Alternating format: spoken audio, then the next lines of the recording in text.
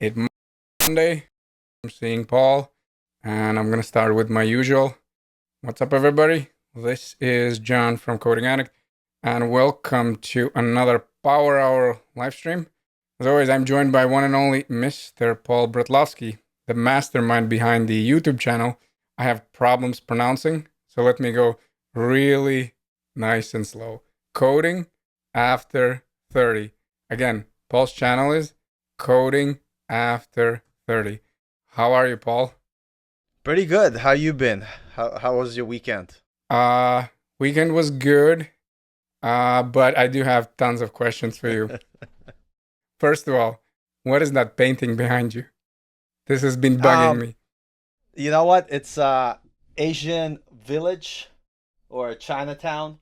Oh, I bought it I think when I was like 13 on a tag sale. I was just like walking by and I really back then was into like the Asian culture and everything. I was like, "Oh, it looks cool." And the funny thing is like my mother, she keeps everything, so she never threw it out. And so now here it is. And I'm like, "Oh, it's kind of cool. I'll put it in the background." And so that's what that is. and just so everyone knows where you're at right now, meaning like you're in East Coast, and then Yeah. you're Yeah, back. I'm in Connecticut, which is it's kind of nice because it's literally in between Boston and New York. So you could literally go either to Boston or New York on the weekend, if you wanted to. So it's pretty nice, but I don't like the snow. So the winters get pretty cold here in New England. I definitely agree with that point. That one of the cool things when we used to take road trips from Midwest to the East Coast, what I really liked is the fact that there's so many cities like right next to it. You can literally just drive down the coast and you just keep, Yeah. flipping from one city to some one city. That was really awesome. And yes, I want to say big thank you for showing up again because now it's 11 o'clock where Paul is, so he's a real warrior. But before I let you go, before we continue with our topics, what is happening with your scar? I want to know. Oh, it's getting better, I think. So I gained a lot of weight living in Texas because I've been too busy like coding and working that I literally put all exercise on hold. And I was like, you know what? I gotta start fresh, start clean, start exercising. So like I'm gonna go to a MMA class, and so we were doing this drill, which is someone's trying to punch you in your face, and you're trying to kind of like move out of the way and close the distance to take somebody down. So my partner was this girl, and I literally go to her, yeah, don't worry about it, just punch like you would, like I'll just leave it to me. And sure enough, first punch right in the forehead, and I'm like, God, it's just like I'm so sorry. I'm like, don't worry about it, don't worry about it, it's fine. But I was like, oh God, this is what it's like, But it was great. It was great. Um, Um, I'm starting to think that this is going to be some kind of power hour curse where we're literally going to be alternating 1 week you, yeah, 1 week me, and then we yeah, just yeah. keep exchanging the injuries and everything. Yeah, that pretty much covers. I mean, unless I come up with something else during the live stream. If you want to check out some cool content, be sure to visit Paul's channel. Again, Coding After 30.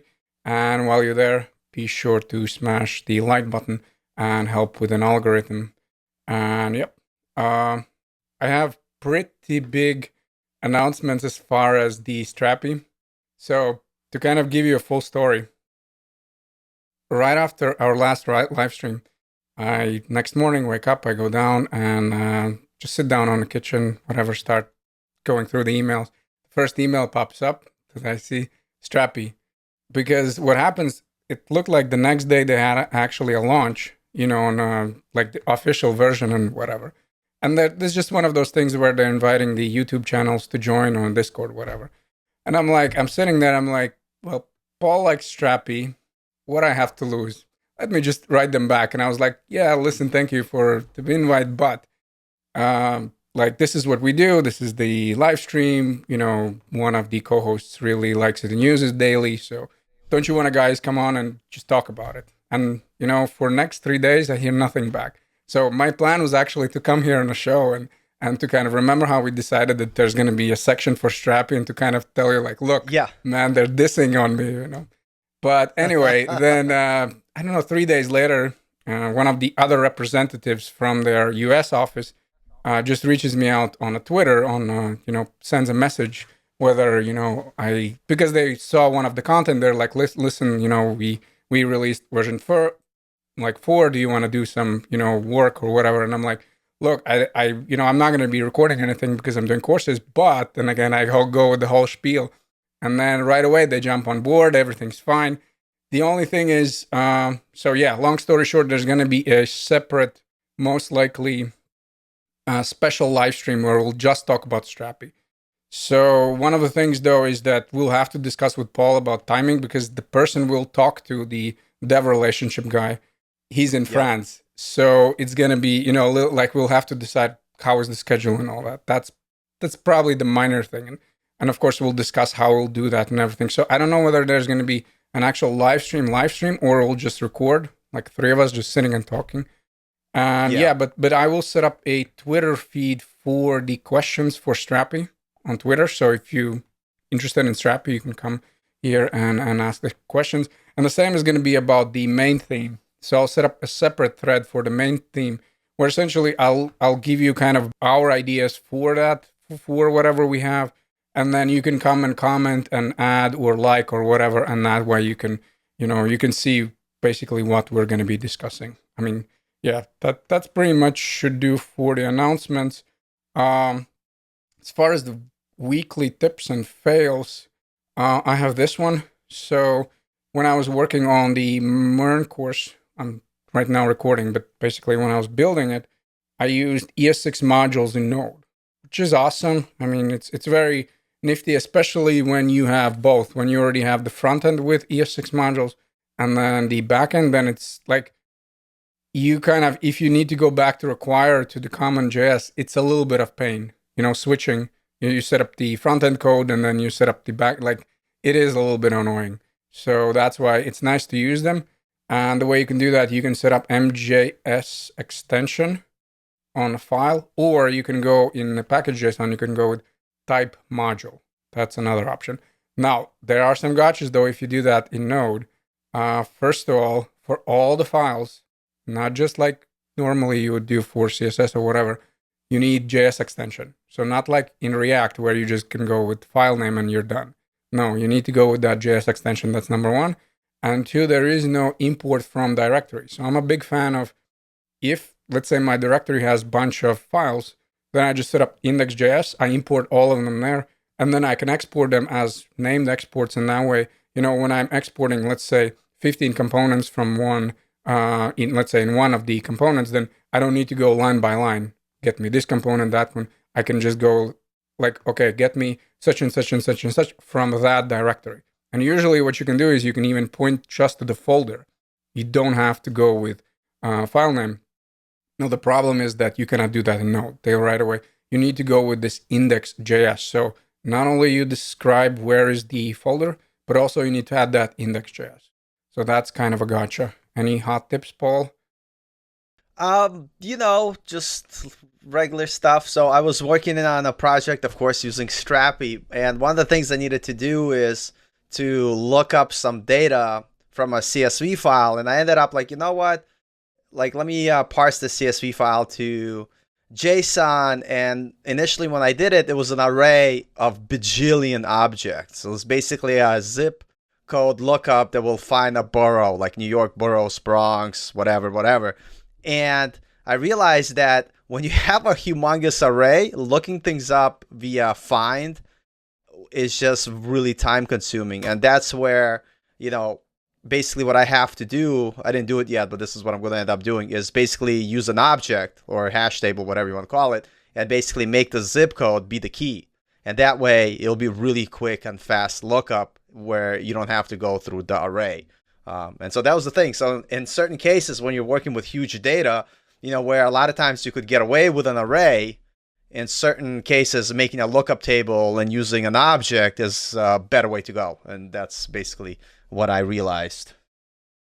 This is I kind of knew it, but that is what it is, This is actually an excellent point because, and it looks like, again, our tips and fails is going to turn into the main theme, because I think I actually wanted to mention that last time when we talked on the last live stream, where this is also one of those funny things that I heard somewhere. I don't remember where someone was saying, "Listen, if in the interview they pretty much ask you like about accessing data and whatever, always go for object. Always like if you say object, like 99% of times you'll be correct because this is exactly what you're saying with that key.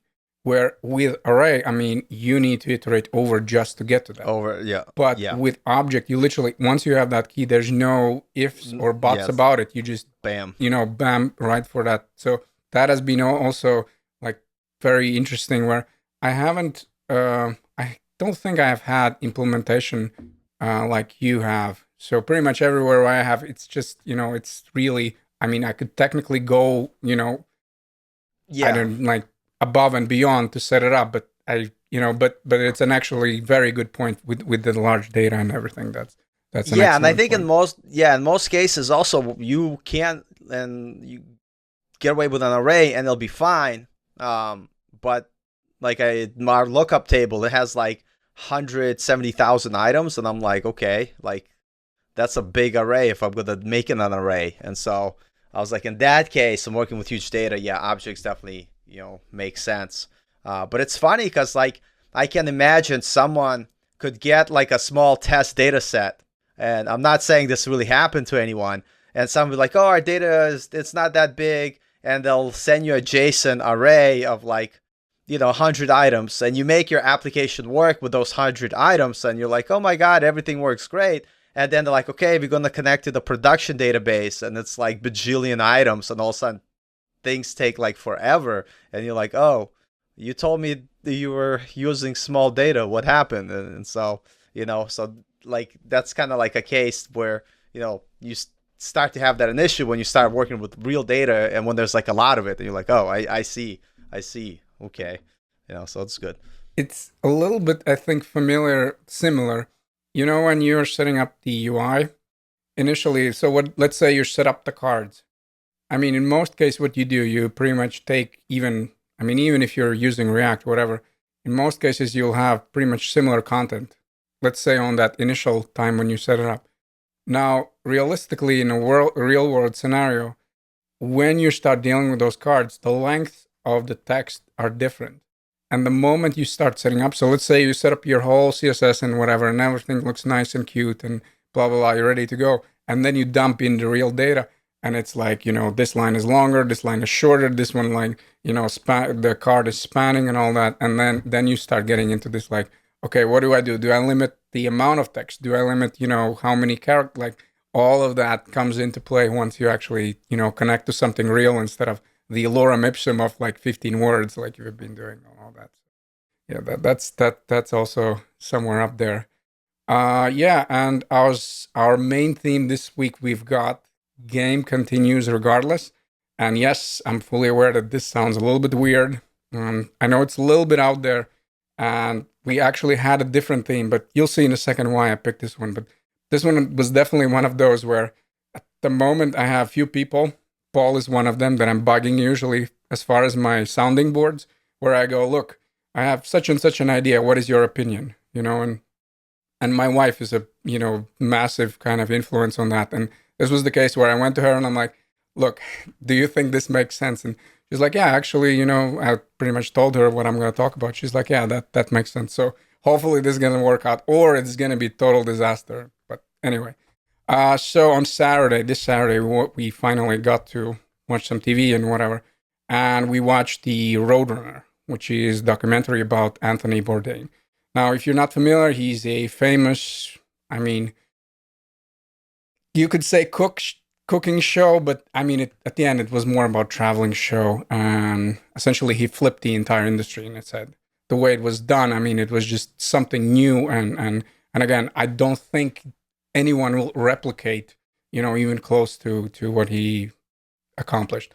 Now, before I continue, I want to say if you want to watch the movie, it's an awesome movie, but it gets pretty depressing by the end, and especially if you like his content, like me, because and not just because of like what happened that he committed suicide, but how his life kind of spiraled out of control. That was pretty sad, especially if you think about that. Eventually, we all will end up with that age, and things might happen. So all that, and just to kind of give you perspective. And as I know, I'm not typically like I'm not very emotional. Like Latvians in general are more like there. But this was the case where I spent. This is the reason why I actually came up with this theme, because for next day I really like spent like just thinking like, like what if that would be me and stuff along those lines. And then just to give you a perspective, yeah, me and my wife, we really like taking road trips now. Granted, for last 2 years because of the Munchkin next door, the other room, our road trips are limited to California, but in general we enjoy that. So like watching him just again has been like a massive influence for me. And I know it sounds funny, but even as a content creator, so whatever he accomplished, I know that we're in totally different spheres and totally different successes, but for me has definitely been a huge influence. And it's also been a really cool part of this job, the fact that I get to talk to people in different places. So I'm a little bit weird that way, where I like to talk to people, I don't know, in South Korea or Argentina or Cuba, and just to find out like what it's like, because I mean, realistically, I don't know where I'm gonna get there. I mean, hopefully soon, but whether that's gonna happen anytime soon, I don't know. But it's really interesting and cool for me to talk to in different places just to see like what is their experience and everything. Now, let's start moving into the main theme, because this was just the kind of introduction and all that. So what's really interesting when I started watching was the fact that if you watch the movie, you'll see that when he started, he was not a great chef. Don't get me wrong, he was good chef, right? But he wasn't a great one. So you know how in tech we over glorify everybody who works in the fang. So if you work in Google, you must walk on the water. So he wasn't a fanger. He wouldn't qualify as that. And what's also funny that before he started even the show, he didn't even travel that much. He wasn't like well off in as far as traveling. And if you watch the show's producers, they go like, yeah, we thought we were going to be toast, because they went to that first episode and they're like, wow, this is going to be a true disaster and whatnot. And then, but what was really special about him, that he had read so many books and watched so many movies, that he created those episodes based on that. And this is what you see in those episodes. It's just like he keeps using the references, and that's, in my opinion, at least, that makes them so unique. So that should cover the Bourdain part. Now we are moving into finally into tech and everything. So why I picked this one? Because I would say remember one of the first live streams we covered, should I leave the job? The that was our main theme. So that probably is the most question that I get in DMs and what everywhere, pretty much, the courses. And so this is the second one, where essentially I get questions like, look, I'm, such and such, I'm this old, I have a family, I've worked in this particular industry, whether it makes sense to me to get into tech, and I'm just confused about it, and all that. So, and this is why I wanted to cover this, because I thought this is so interesting how you can look at from this perspective. And the way kind of I see it is that every time, like as we're pretty much moving along the river of life, or however you want to say it, like essentially you're holding cards, just like you have a poker hand, right? You're given like some type of cards. And I think what we a lot of times do, and when I say we, I literally mean it, right? All the main themes that we ever talk about, I'm exactly the same. It's not like I sit and do yoga all day and then I have all the answers to all the questions. No, all the main themes that we're doing, those are the questions that I struggle with daily. And I'm just pretty much just keeping little notes where I'm thinking, okay, so maybe this is going to make sense for me later. And hopefully it makes sense for people who are watching. And those two things that I think we do, we always focus on the bad cards that we have, and we overlook the good ones. And we sometimes, I think we don't see how the bad card can be actually advantage in some cases. So let's kind of discuss the focus on the bad cards first, right? So we focus on the bad cards and we overlook the good cards. Just to give you kind of a small intro, when I started in tech, again, I don't remember exactly whether it was 31, maybe 32, and I'm kind of not really counting because I didn't like start at one point and then continued. It was on and off all the time. So let me kind of combine them with electrical engineering, right? I worked in construction, so nothing to do with technologies. I wouldn't say that I was really tech inclined. I still, when I get my iPhone, I'm so bored by like setting up the apps and settings and whatever. Everything is basic, right? I just get it. Now, if you give me the React documentation, yeah, I would gladly go over the new hook that came out and whatever. So what I'm saying is, when I started, there's a bunch of things that you can technically look at it and you can like say, well, this is never going to work, right? So you have this against you. You're already technically in some places 30 years old, and again, I can give you like 10 reasons or whatever why I shouldn't. But then at the same time, you can look at it. I was doing a job that I hated for 60, maybe even 70 hours sometimes this week. Not this week, but in general. So I definitely could outwork somebody. Now, maybe I'm not the smartest guy, but at least I can work. Okay. Then I'm also interested in new stuff, right? Maybe, again, it's not setting up the phone, but it's something else. I'm curious about stuff, how stuff works and whatever. And as you start stacking those things, I think that always for every person, you'll find, that you have way more good cards actually that you're holding than the bad ones. And I truly, truly believe that like each person, you have something unique to bring to the table, right? Let's say somebody, is working in a field where he's actually already comfortable troubleshooting, meaning he's all the time dealing with some kind of issues and he needs to troubleshoot. I mean, that's a major advantage because this is what you're going to be doing. And again, I can go like line by line and cover all of those things. But the main point is don't overlook the good like things that you have, the good things that you have to the table. And don't focus so much on like, okay, am I this such and such old and whatever. Because one thing I want to tell you that a lot of people, and I'm not dismissing that they're not talented and great and whatever, but a lot of people that you see that are really, like great and whatever, they had one of the advantages that they started pretty fast, right? So they were kind of, in some sense, they were lucky to pick it up in, I don't know, 20, whatever. But that doesn't mean that you cannot have a great career, right? It's just, yeah, they were lucky to start, they're talented and everything, but you can still do all of those things. It doesn't, sometimes we look at them as like, they're like, oh my God, they're like, I'll never be that way. But yeah, they maybe had that advantage over you and whatever, but it doesn't mean that, everything is over. What do you think about this one, Paul? Yeah, there's definitely a lot of challenges, and sometimes people feel like it's impossible to switch to a new career or learn something new.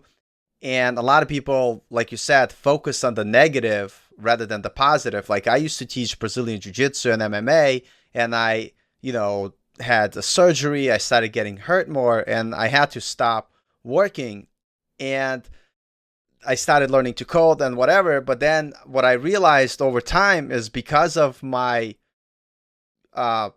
teaching, I became really good at talking to people, reading people, being able to understand like what concerns they have. And look, we did Brazilian Jiu-Jitsu. Sometimes people would start, sparring in a friendly match, but then they would start getting out of hand and really actually trying to kill each other. And so you actually learn to be able to help two different people to communicate with each other and understand their misunderstanding and their problem. And I realized that even though when I first started in tech, I wasn't good at coding, but I was really good working with a team. And I didn't even see that was a plus. I didn't see that being like a good card. And then when I finally realized that, I made that one of my strengths. When I go to interviews, I make sure that people know that I have that experience. 100%.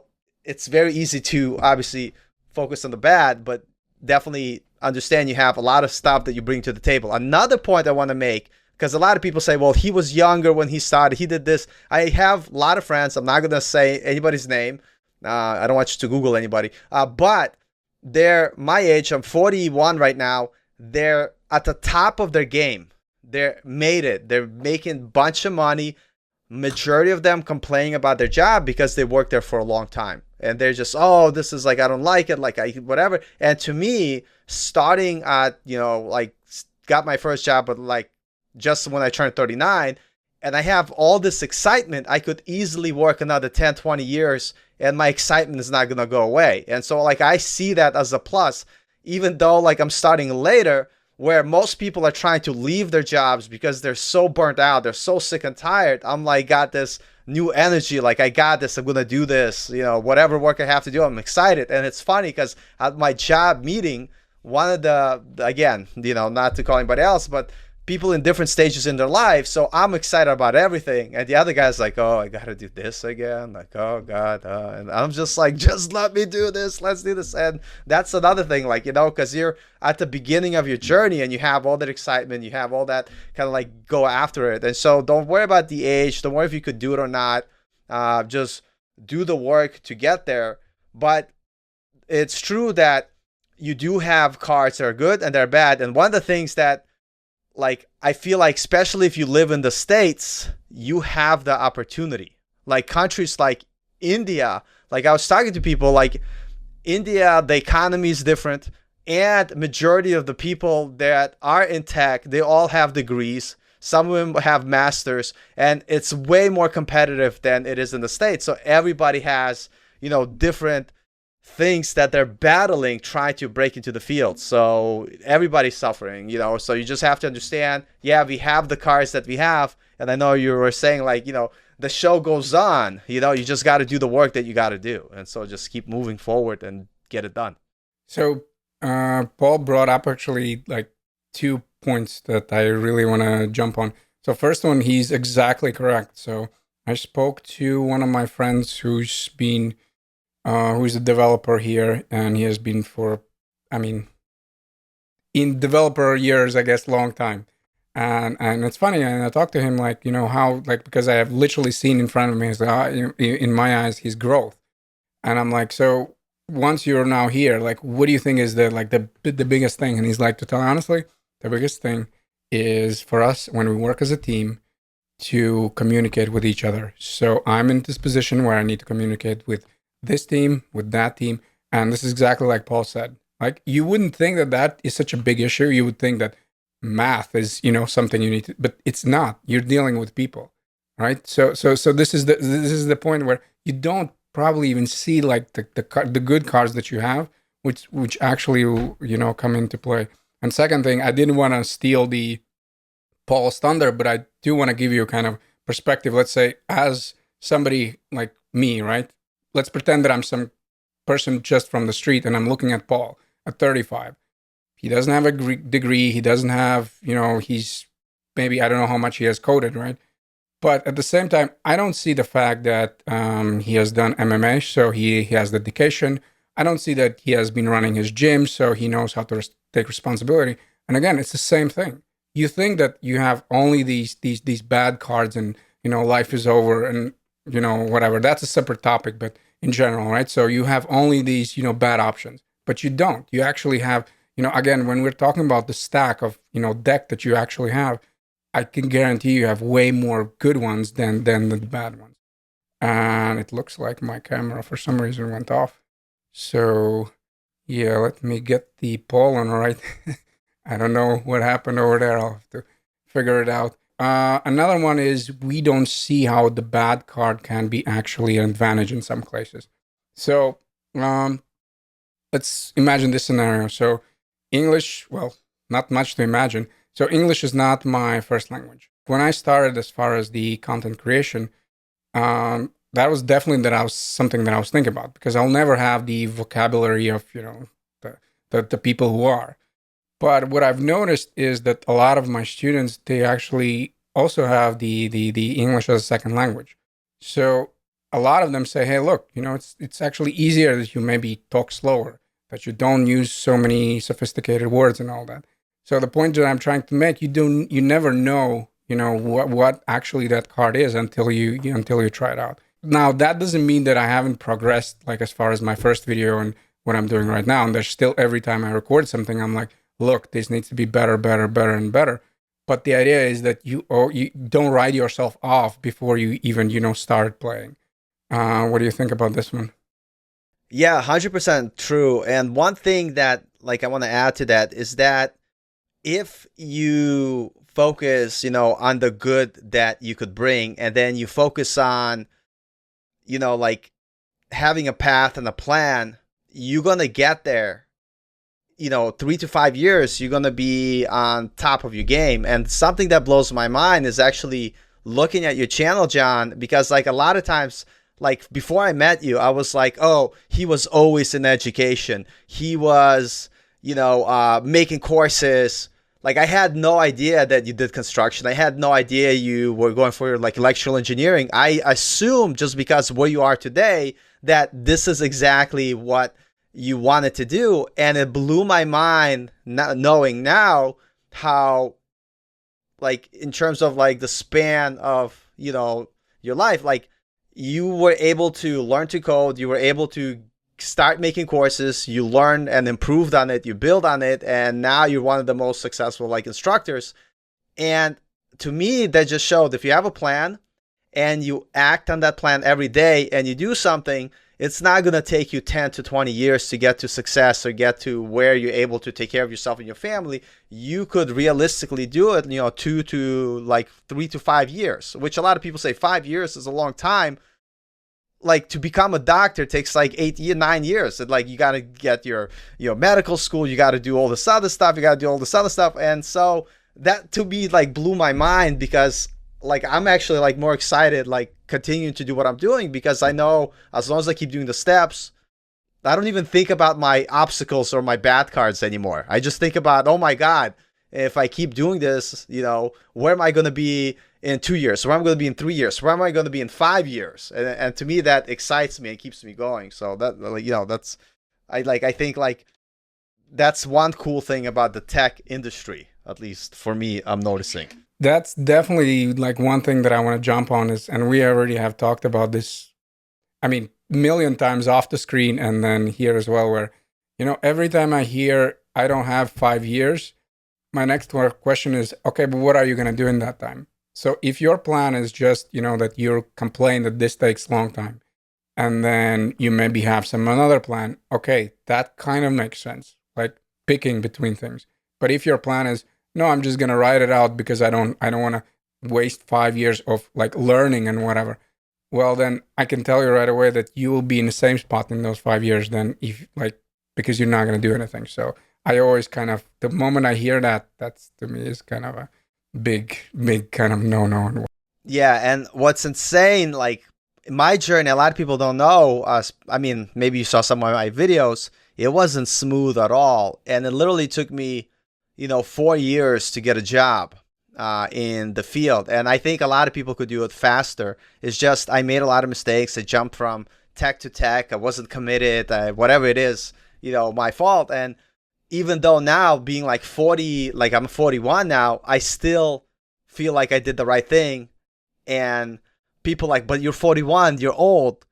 But I'm like, I'm 41 and work as a developer, Yeah, of course, I wish I was smarter and was able to do it earlier, but I don't have any regrets. And, and I feel like if this is something you want to do, there's nothing stopping you as long as you put in your time and consistency and you do the work.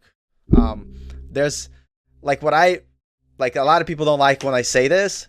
There's a lot of dreamers out there that dream about one day they're going to do something, but then they go home, they'll watch some YouTube, they'll watch some Netflix, they'll play some Xbox, or, they'll do whatever. And sure, some people have like legitimate reasons, but, we all have that same 24 hours in a day. And at some point, you got to make sacrifices, and then you got to decide what's more important to you. Like somebody on my live stream asked me, like, Paul, like, how do you have time to study after work?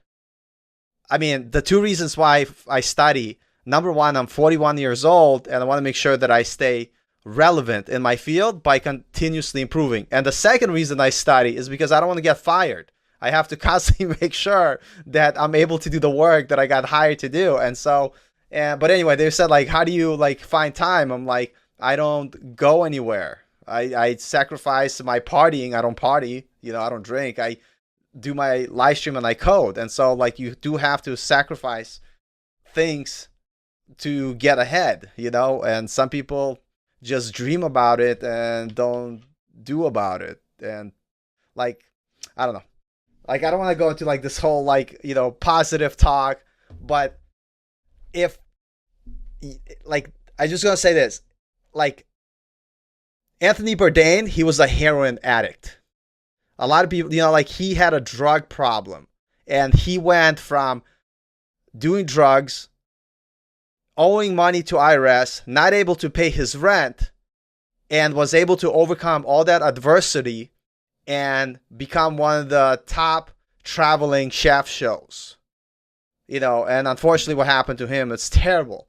And I had people in my family who had crazy adversity and somehow were able to get out of it and accomplish it.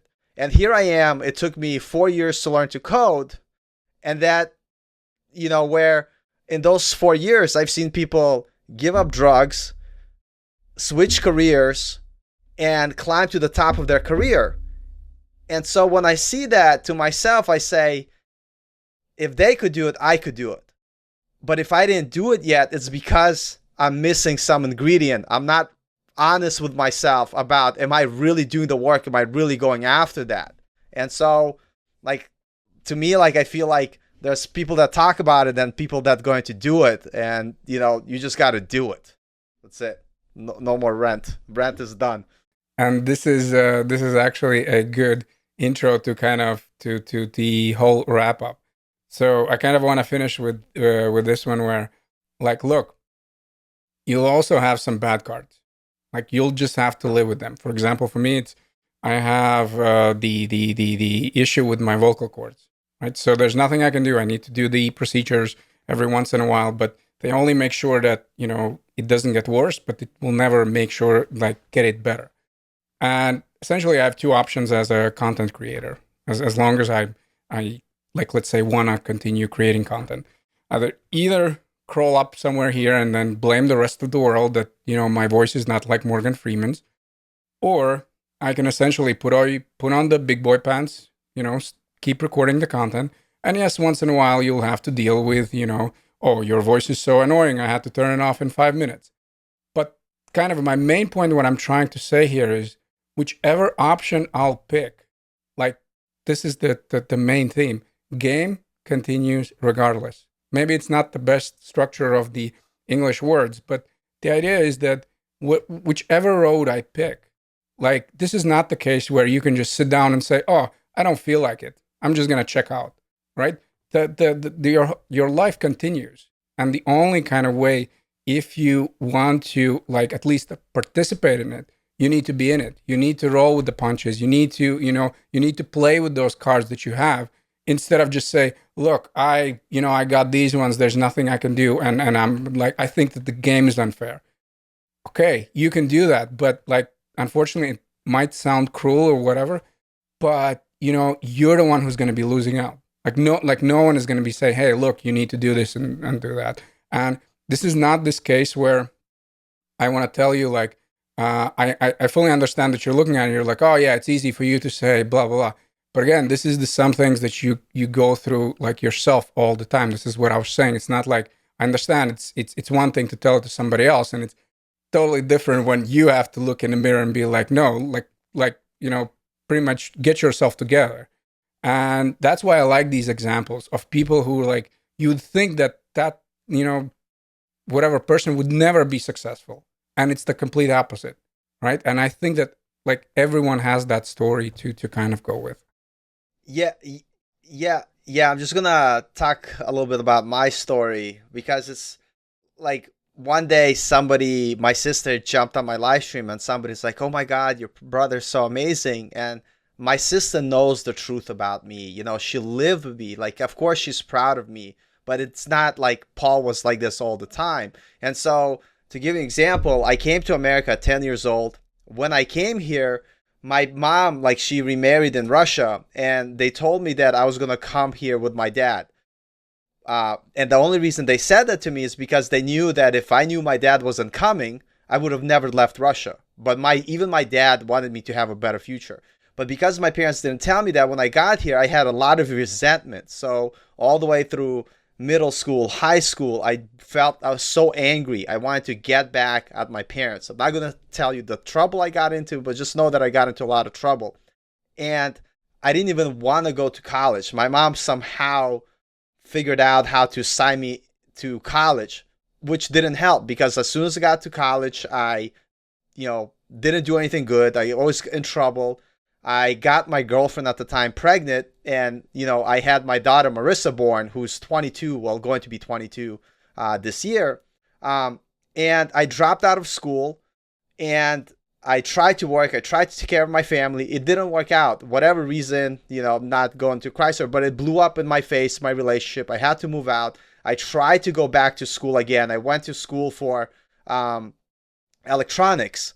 And my Marissa's mother, she's like, oh, I'd like to do this and make this work again, blah, blah. So I gave up that school to move back, tried to take care of my daughter again, failed, blew up in my face, complete nonsense. And I was like, screw school, screw this. So I went and I started working construction.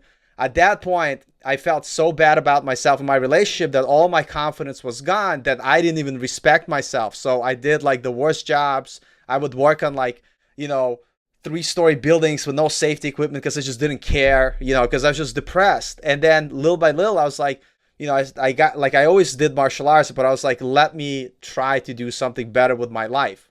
And so I started teaching martial arts. Eventually, I ended up opening up my own school. I met another, woman that I fell in love with. We got married. Everything was going great until we found out that she was really, really sick. She had like this rare case of mental disorder. This was very terrible. That put so much strain on our relationship. That kind of, we had to go our separate places. I again got upset and depressed because why is life not going my way? Why are things just never going my way? And and then I just continued, and I continued to I was like, at that point I had my martial art business, and then I'm like, at least I have my martial art business. Then I get my knee torn in half. I have to get surgery, and at that point I'm like, oh my God, like if I keep doing this, I'm gonna get too hurt. And that's when I started like learning to code and started to kind of go through the journey. And that was like when I was like in my early 30s. So I was like 31. I know you said you started doing it at 31, but I started doing it on and off. And throughout whatever nonsense I had in my life, I didn't really take coding seriously until 36. And then only like when 37, 38, I really took it seriously, and I was able to get my job at 39. So I could have as I started to code at 31, if I had you to follow, if I had other role models and I kind of had my head in the right place, I could have gotten hired by 32, 33. But that didn't happen in my life. I wasn't ready for it. Like whatever cards I had dealt, I had to kind of work through that. And by, 39, finally got a job. And the only reason I tell the story, not to feel bad for me, because the truth is everybody has their baggage that they carry on their shoulders. Everybody has their hardship through lives. But the reason I tell you this is that we don't know what people go through. And instead of being like, oh my God, things are not going well in my life, just focus on doing what you need to do to get ahead. And I know sometimes it sounds like a cop-out to say this, but that's the only thing you guys could do. Like John was saying, the game goes on. You're either in it or you're not in it. And, if I lose my job tomorrow, I'm not going to give up. I'm going to try to find another one and continue. So I just wanted to share the story because I know John had, his path. I have my path. You will have your path. And, the game goes on, and you just got to keep moving forward. So I just felt like sharing more of my story in detail because, people always come up with little excuses. And I just want you to know, yeah, I had excuses too. And the difference is I decided to play the game.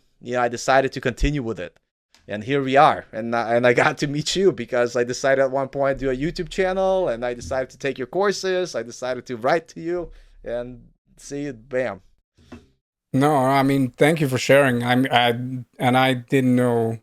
I mean, I only knew a sliver of this. So yeah, thank you for sharing. This is very, yeah.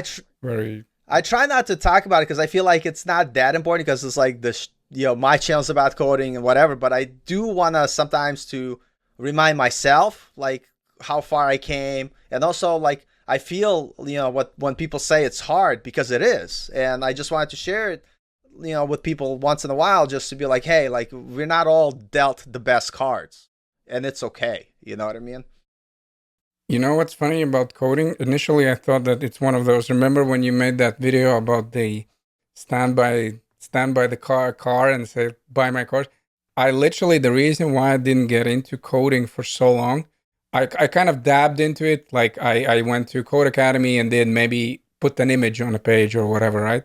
And then, but I always like told myself, no, I need to do electrical engineering because coding is a scam. It's they just tell you this to people. There's no way you can have no education come in, and eventually, like slowly, I just kind of just built, I guess, more and more complex. And I'm like, it's actually found out more about the industry, and then you're like, no, this is actually how it is. And I mean, yeah. With that said, of course, one thing you need to keep in mind that this is something that finally people start talking about it on a Twitter. I mean, okay, this is where I see it on Twitter, meaning on a Twitter. But they do finally start admitting that yes, there is a huge difference whether you got into industry even 2, 3 years ago or whether you're getting in right now. So unfortunately, yeah, the expectation is that not only you'll know HTML and CSS, but you'll know also React. You also know how to make a fetch request. Yes, you will go to those same people who are interviewing for that job. And if you ask them, they probably, when they got in, they needed to make maybe a card, HTML. That's the reality, unfortunately. But again, you need to play the game as it is. You cannot go back and say, well, I mean, if it was 2 years ago, then I just, want to go back in time and apply that.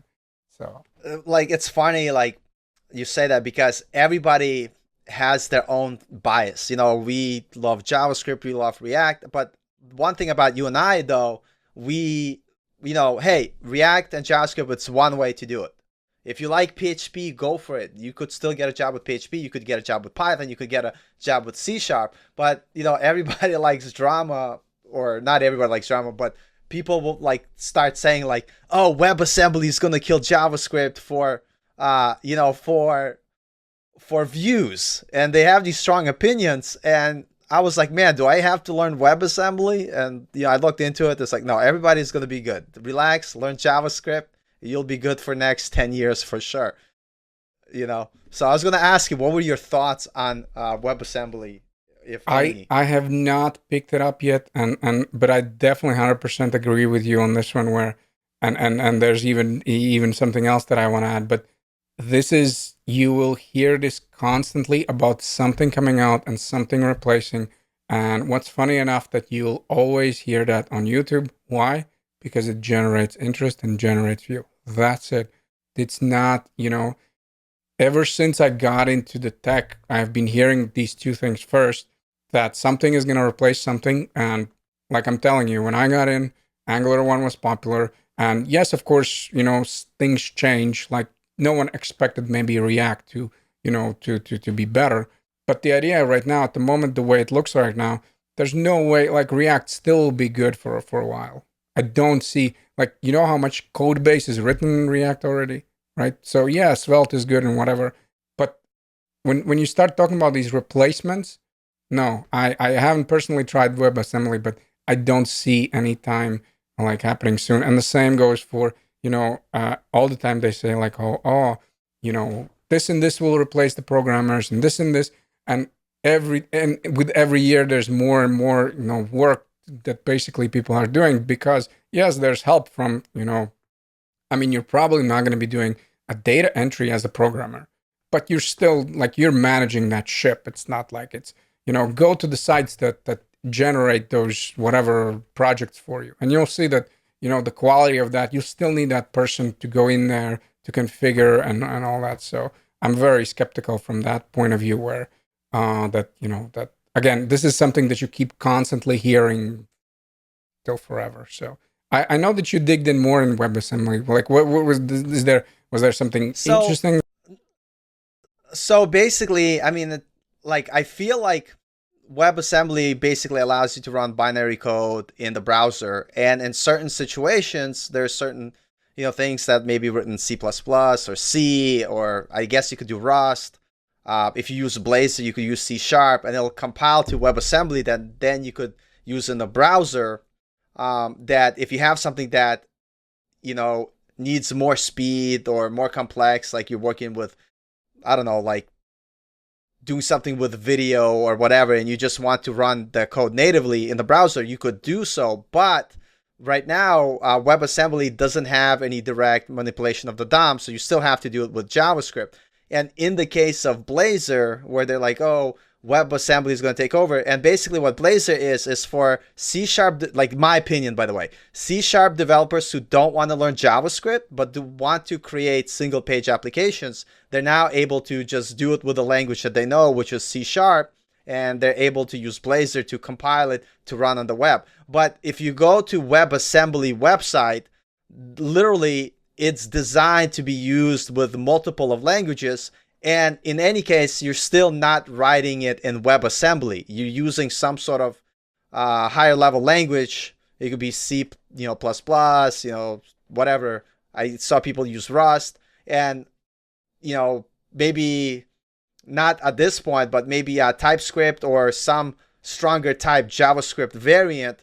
You will be able to write your code in that and compile it to WebAssembly. And so it's almost like irrelevant, because at the end of the day, you'll be writing it in some sort of higher level language anyway, and that you're not going to be writing it, yourself. And someone was saying, I forgot who it was, in the near future, if there is going to be more WebAssembly, it will be kind of like packages that you could pull into your React application or your JavaScript application or whatever application, and have the power of that way. And so, but again, that's still going to take so many years to get to a point where we even have to worry about it. So, but that's based on my short research. So like, I'm not going to learn it anytime soon, especially because you'll be able to just use the language you're currently using and compile it to WebAssembly anyway. So whatever. You know what's really cool, Paul? That we actually only have one question. And we'll switch to this one later. I just want to say that it looks like we literally have the our own crew coming in, right? So like we have Jake, we have Tammy, we have Jason. Thank you, Tammy, for the lengthy review. I really appreciate that. And we also had Max definitely here. And as far Andrew's as here, yeah, Andrew. I mean, Andrew is our social Twitter, social media manager. So thank you very much, Andrew, for all the work and shout outs and everything. So Andrew has a question. It would be awesome to hear you guys discuss about the overwhelming nature of the dev Twitter space.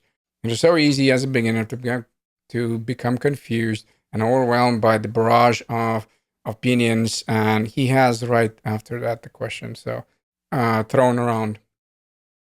Yeah, Andrew, this is going to be the same thing as basically the YouTube what you see, and I could even make an argument that there's a huge difference as far as the space of there's a YouTube space of whatever the content is being provided, and then there's a space for where people are selling courses, and those are a lot of times different kind of places, simply because it's all about the clicks and the views and everything. And now, as far as dev Twitter, so that's a really, really good question. I'll hope to kind of give a solid answer without rambling, but it's kind of very hard because there's so many things. So first of all, what I would say is for sure, and this comes a little bit with time as you kind of, I would say, discover people, is definitely to keep your kind of the people who are your following like, I don't know, like limited, right? So if you follow 5,000 people, there's going to be a lot of this like kind of going around. If you pick the people who are like, okay, I maybe don't agree with him 100%, but yeah, he has good points, right? So, and then you start building this like this kind of, I would say, kind of like a pool of places where you can get the ideas. Because what you'll like, so the way I see it, there's two things the same as with YouTube. First of all, it is about gaining those Twitter followers, because it's pretty much, I mean, it's no secret anymore. Like that's why they give you the always the whatever, they send you out these suggestions or whatever, that those are the mechanisms of how to get the Twitter followers. Why? Well, because you technically need that audience, so eventually you can start technically selling whatever they're selling. Again, this is not a secret. I mean, this is pretty well known. Why do you think people literally watch at accounts that have 100,000 followers, and they essentially just kind of reuse what they're doing simply because that is the path to get there. So that's first, where a lot of it is going to be, let's say, if somebody says, "Oh, I hate styled components, convince me wrong." It's not because they maybe even hate styled components. They just want the attention. They know that that tweet is going to, pick up the steam, and then, it's going to start rolling around. People will start fighting about it, and then essentially they'll get there. So that's number one, why it's very, you need to be kind of very, very careful to maneuver. And second, I would say that there is, unfortunately, and maybe, and I know that I'm gonna get slack for this. I for sure know this, but like, what I truly believe is, and maybe it's not always the case, but the reason why me and Paul can discuss things normally, because we have worked normal jobs. A lot of times, with all due respect, what I see when people start fighting about some ridiculous CSS things, it's because you don't know what it's like to work in a construction. You don't know what it's like to work in a grocery store. You have been lucky to get into this industry, make tons of money by putting the squares on a screen, right? And then you make this big deal whether it should be var or whether it should be const. You know what? Whichever the company is using, whichever system, that one you go with. There's no like, and this is what I see a lot, where like there's these specific topics that are kind of like a bully pulpit, where, God forbid I'm going to say something. And unfortunately, one of the things is accessibility. What you'll hear a lot is like these, like, and the reason why I'm talking about it, I just saw it a few days ago, right? So there's those, like, I'm all about accessibility, but you can communicate this better. You don't have to like jam in my face, like literally there's like, for the last time, I'm telling you this and this and this and this. Like, what do you think is going to be my reaction if you just like blatantly, like just like everybody who's not doing something is such a bad person? Like, what do you think is really going to be response? Imagine I go to Paul's house and I say, if you don't have the carpet on the ground, then you're such and such. What do you think is really going to be like? Oh yeah, John is a cool dude, right? Or you can punch in the face. Exactly. Right. So what I'm saying, there's these topics that let's say there's another one, the people who hate React and they enjoy, vanilla JS. It's like, oh, this is bad, this is the modern web sucks. And again, why is that happening? Well, I mean, little secret, they're selling the books how vanilla JS is really nice. So I would, again, this is probably not the best advice, and I'm sorry that I'm rambling, because this is also I see daily, and it little, like, not little bit, it actually annoys me a lot, because it shouldn't be the case. You can talk about things normally. If you want to use that program, you can use that program. If you don't want to use it, no one tells you to use it, right? But come up with these like, oh, React is bad because it's actually, has the a large code base that you ship with everything. Okay, but that's your opinion. What about when it comes to the more complex projects, right? So yeah, I'm sorry I'm taking all of this time, but that's kind of where I stand, and this is a very like kind of annoying topic that gets my blood boiling. Yeah, it's crazy you say that, because that's the reason why, I don't know if, the reason why I was not on Twitter, and then you convinced me to go on Twitter, and I'm really, because I'm like, the only way I could talk to you is on Twitter. I'm like, I gotta start Twitter. That's true. And that's the only reason I have Twitter, because there's so much noise, so much nonsense that, for me, like, if I'm gonna follow someone, it's got to be someone that like posts quality stuff, and they're like a developer. They're like like Kyle Simpson, the guy who wrote like node.js, whatever. Like maybe the stuff he says like I like, but I'm really careful like who I choose to follow, and most people I don't follow. And like for me, like I come from a different background, like where if I disagree with someone, or they disagree with me, like because I did Brazilian Jiu-Jitsu and MMA, like there's a chance that that person is gonna crush you and smash you, and so you respect each other without having to like fight about stuff because you know what you both could do to each other physically, basically kill each other if you wanted to. But on Twitter, none of that exists. There's no fear of like you could just say whatever you want, and so people have these strong opinions that become very like non-productive, but they do generate this like the chat, the noise. Everybody wants to be part of it, and for me, like I don't want to be part of that. I don't care. I want to work. I want to get better as a developer, and I just want to live my life, and that's why when I engage on Twitter, and I got to be careful with that because it, like maybe as my channel grows, like it'll matter.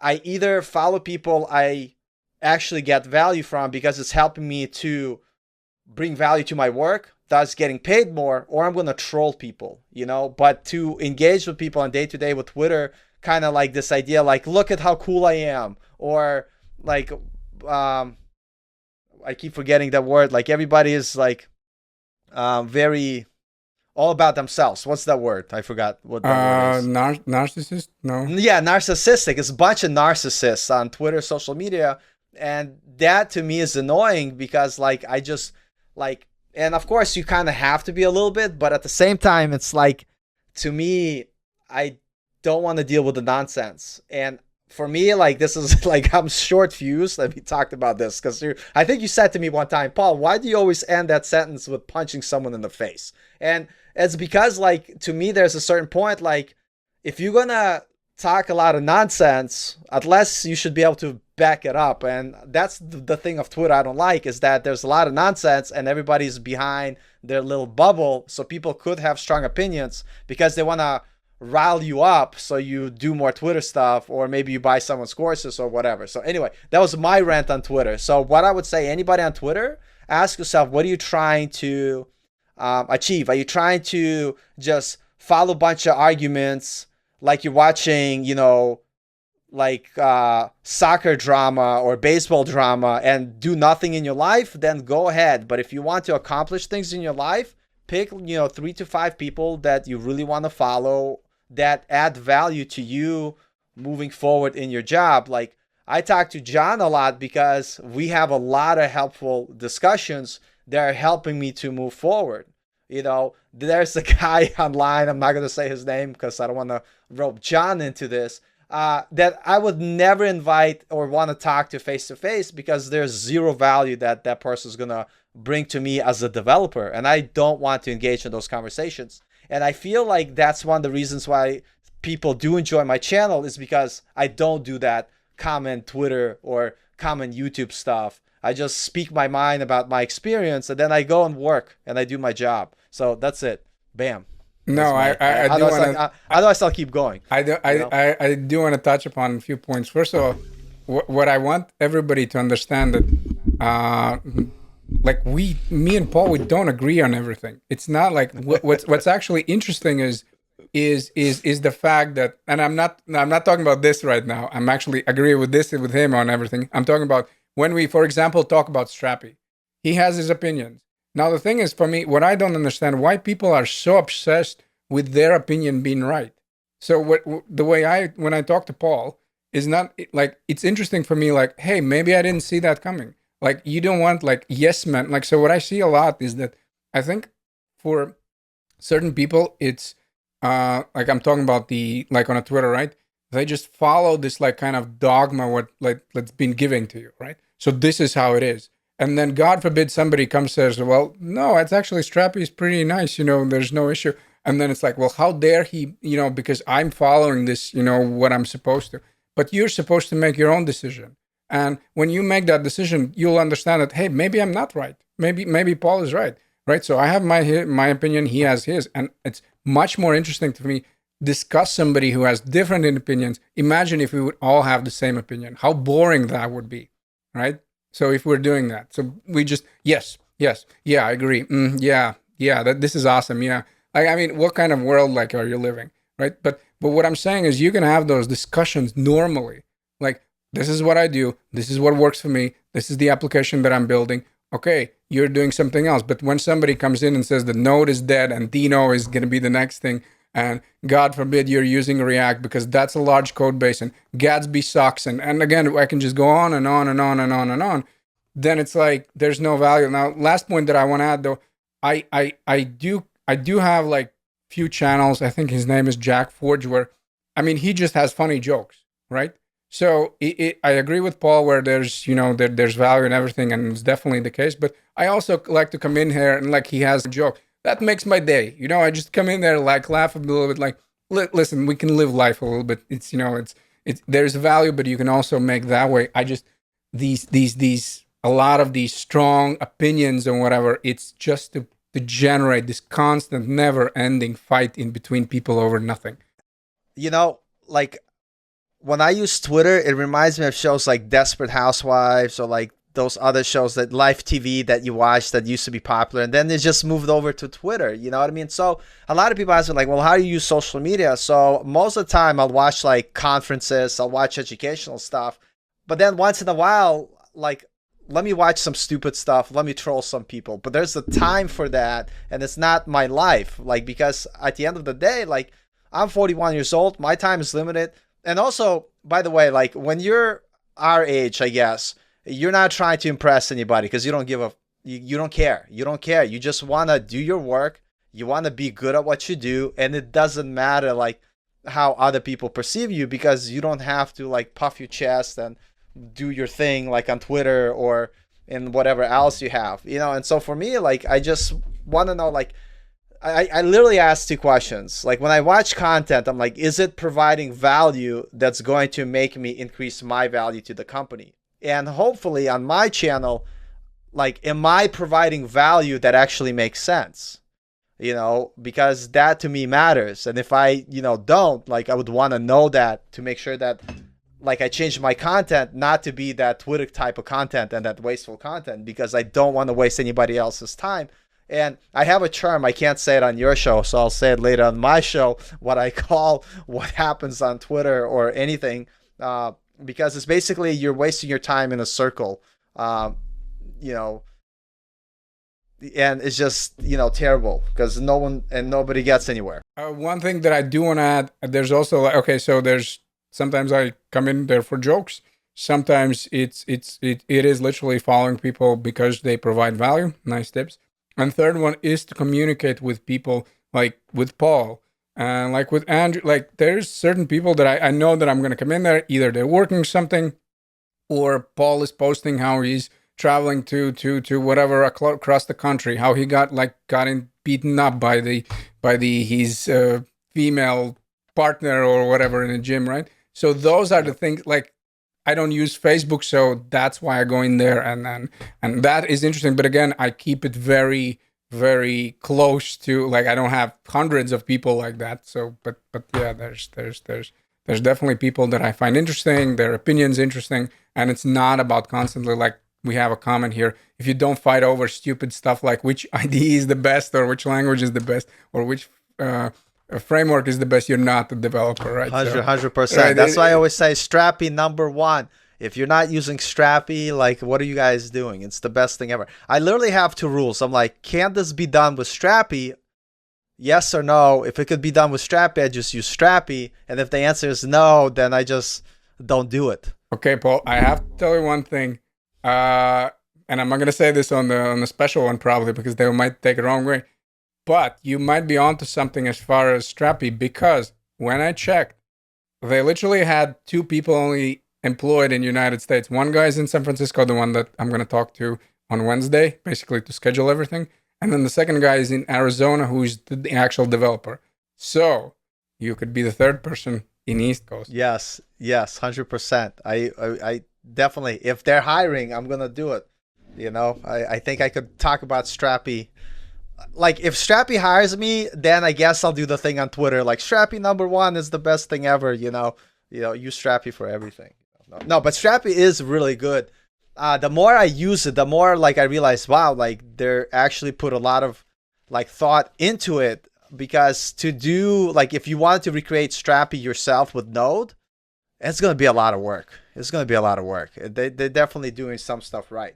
But to, there are other, CMS things that people like. I know Wes Boss likes Keystone JS, whatever. You know what is that I'm hearing kind of, but I don't know how much I'm gonna pick it up.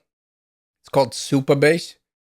So Yeah, it's I heard it's that very people telling me about similar that. to, as far as I understand, to Keystone. Meaning I haven't used Keystone, so okay, don't quote me on that. But essentially, it has the auth right away, and I believe it's using Postgres under the hood. So you right away are going like setting up the database that way, and yeah, so that's something that again, like I always have said that the headless CMS like kind of place is the wild wild west. There's so many like companies coming up and going and whatever. So every time I make some type of course project, I have a person like, why you didn't use this one? Why you didn't use that headless? And I'm like, look, I have only a I few mean, choices. I'll tell you like why I like Strappy. So I used to be big WordPress, and I used to learn PHP because I used to customize themes at my very very first dev job. Very light customization, nothing too crazy. And WordPress, you build themes and you have like the backend in WordPress, basically like Strappy is. And then I started learning React, and I'm like, I love React so much. It's so awesome. I'm like, wouldn't it be nice if you could use React, and have a WordPress backend? And they do have like the WordPress API, and then they have WordPress GraphQL. But when I started using it, I realized that I would still have to, do some, especially when it comes to like WordPress GraphQL, like you still need to write some PHP and all this and it became so much work that I was like, you know what, I just wish somebody created something that was JavaScript based or node based, because so I could just stick with JavaScript because I love React. And then Strappy came out. I was like, oh, and so I'm trying to make Strappy take over WordPress just because it just makes more sense. Okay, my last question to you then before we will have to wrap this up. But before, do you have some questions for Strappy though? I Because do. you I do. do. Good. I'll come up with some more, and I know they just released Strappy 4, and I'm not gonna like obviously expect the world from them.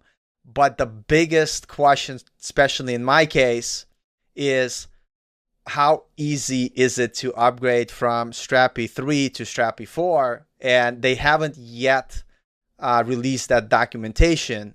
And I know already that it's gonna break the plugin. So if you created your own plugin, you would have to. And I get it. It's on you to kind of update it and make it work with a new feature. And the reason why I think they have breaking changes is because they reorganize some things with the way plugin development goes to make it easier. Because I feel like they're going to have this concept of a plugin store where anybody could make plugins, which will be awesome because it'll be exactly like what WordPress is doing now. So like I get it, and they also add a lot of great features besides that. But I am very curious how easy it is to go from 3 to 4, and then also their plugin development and a bunch of other questions as well. But yeah, no, I think it's gonna be fun. Yeah, no, the reason why I'm asking is because I don't want, like, I have a bunch of them about deployment, but I don't want to come off as, negative. Like, that's what I was trying to tell them that, Yeah, look, we just, yeah. like, I just want to find out what they're working on, what's happening. I don't want this to be like a Oh, gotcha question of, like, hey, why you didn't do this question. one or whatever.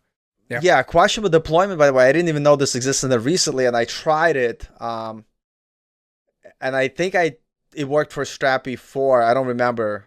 Or maybe it was Strappy 3. They actually have Heroku has one-click Strappy deploy, and I think Blue Ocean has something similar to that. And maybe it's still using like the older like version 3, but I'm sure a bunch of places would commonly like wanna sell their hosting services will create an easy thing for you to be able to do.